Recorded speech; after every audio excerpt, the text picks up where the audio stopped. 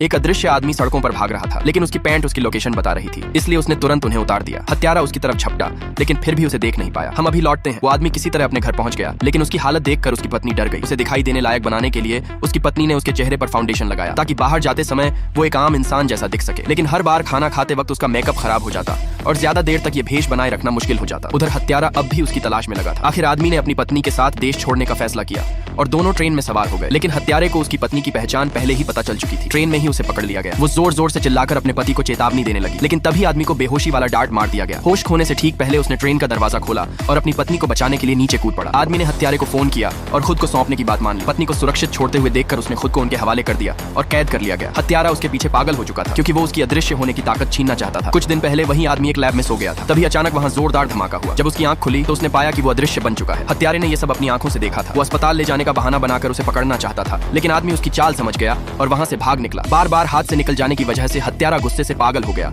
और उसने उसे बेरहमी से पीटा। लेकिन जब उसने पट्टियां हटाई तब उसे एहसास हुआ कि वो फिर से धोखा खा गया है। ड्राइवर उसे वहां से लेकर भाग निकला। ड्राइवर ही असली अदृश्य आदमी था, लेकिन उनकी खुशी ज्यादा देर टिक नहीं पाई, क्योंकि रास्ते में उनकी कार को हत्यारे के आदमियों ने घेर लिया। पत्नी ने अपने पति से भागने को कहा, जबकि वो खुद उन्हें रोकने के लिए पीछे रुक गई। आदमी सड़क पर दौड़ते हुए अपने कपड़े उतारने लगा, यहाँ तक कि सिर्फ उसका तैरता हुआ सिर दिखाई दे रहा था, क्योंकि वो पूरी तरह अदृश्य नहीं हुआ था।